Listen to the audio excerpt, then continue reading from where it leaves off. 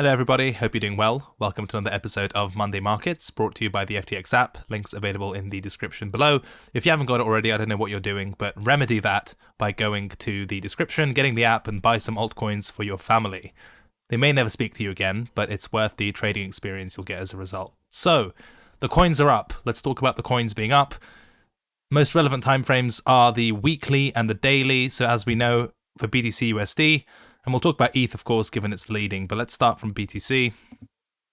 Bounce starting to materialize and become visible on the weekly time frame, especially with this rally we've got going on at the moment. If we also overlay the 200-week moving average, you can kind of see the price is still under it and hasn't yet offered a weekly close above it. Now, on the daily time frame, taking a view of those two factors, you can see that BTC is currently at the top of its range at around 22 to 23k. I think you can quite reasonably and quite generously, as I've said before, outline this as a cluster area where you've got a lot of confluence in the form of 200-week moving average and daily range high. And so at face value, BTC USD is at resistance at the moment. ETH has already broken out of this type of structure, and that's a dynamic we'll discuss shortly. But I think basically, unfortunately for the time being, but I think it's going to change during the course of this week, if anything. Same old picture for BTC USD. Price still at resistance. I want to see a break and ideally some form of either momentum continuation or acceptance above this area, and you can see how tight it is between the levels of the moving average, so it's clearly quite well defined. I want to see at least a daily, if not weekly, close above these structures, and that would suggest that the type of pattern we're dealing with is a sharp move down, consolidation, and then some of that move down being retraced. A lot of the time when price moves in a very one-sided, inefficient fashion like that, these kind of volume gaps will get filled just as easily as they were created in the first place. So a bit of a vacuum left behind by a lot of this forced, inefficient selling. I think a decent chunk of it will get filled.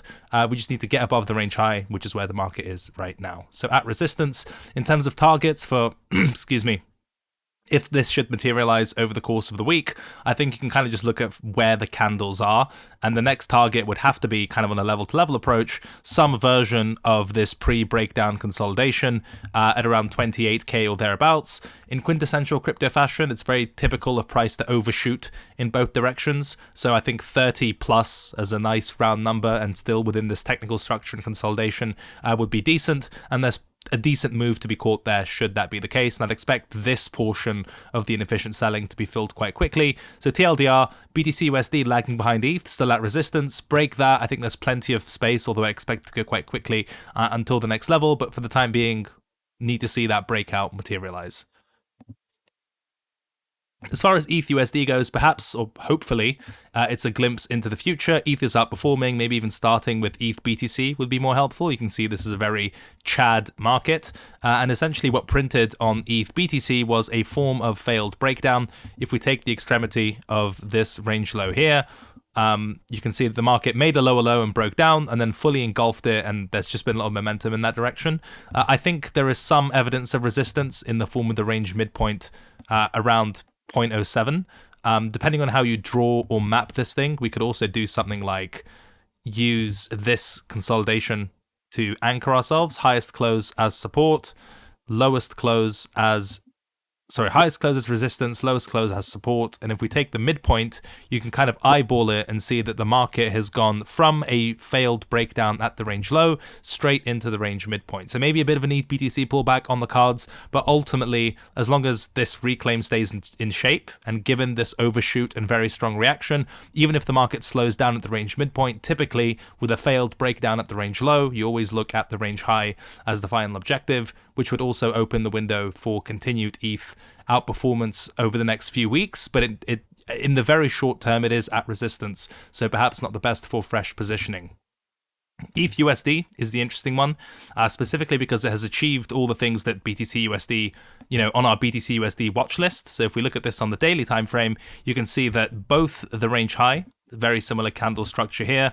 In ETH's case, it's at around 1.2, 1.3k, and the 200-week moving average, you've got a breakout here, and no evidence at the moment of any sort of deviation or failed breakout or anything else, right? At face value, just like BTC USD is at resistance, somewhere in this area, ETH has broken out of that resistance level. And this is a signal worth taking seriously.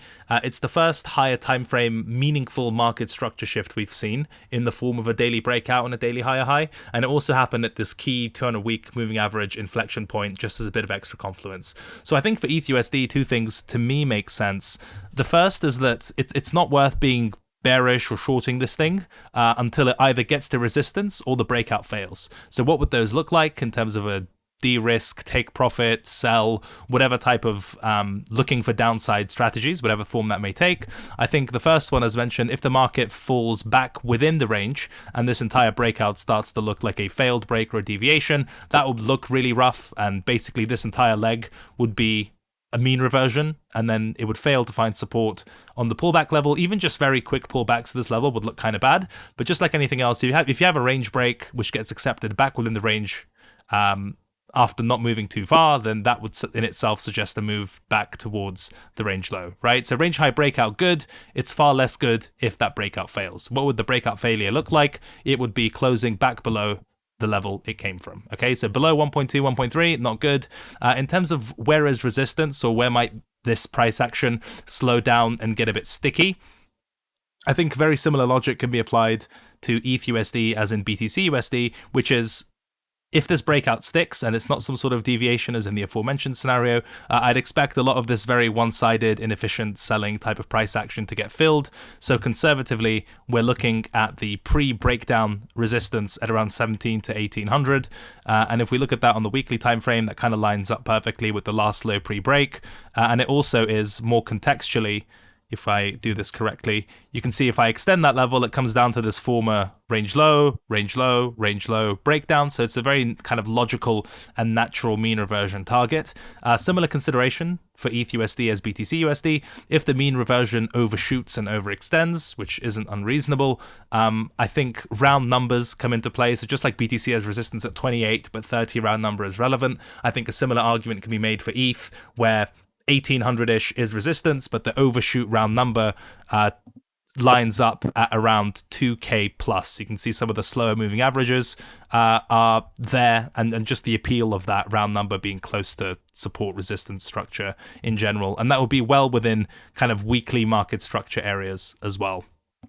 As for the structure of this breakout, if you wanted to steelman the case for caution, it would take the following form. You have Ethereum leading, you have Ethereum Classic outperforming Ethereum, and it's a kind of weekend altcoin-led rally as opposed to Bitcoin rallying. So I think that's definitely a cause for some caution at the very least. That's why during the course of this week, I basically, for me to be risk on at the very least, I need Bitcoin to play catch up, because otherwise, historically, the idea of altcoins and ETH just leading the breakout while Bitcoin lags, that doesn't resolve very positively. So during the course of this week, before the next Monday markets, I think Bitcoin playing catch up and forming a similar compelling type of breakout would be a good signal for continuation. And my inference from that would be another anywhere from sort of 2 to 5 good weeks in general, and kind of a larger mean reversion and moving towards those moving averages. If Bitcoin doesn't catch up and get stuffed at the range high, I'm not interested in being long this market, at least outside of maybe ETH BTC or just some shorter term rotations.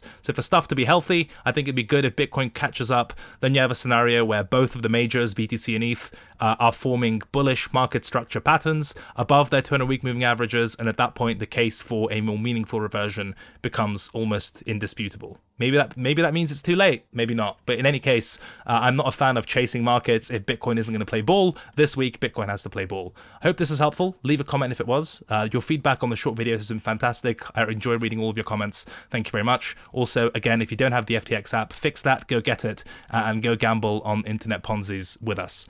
Take care, thank you, and see you for the newsletter tomorrow at trletter.com. Goodbye.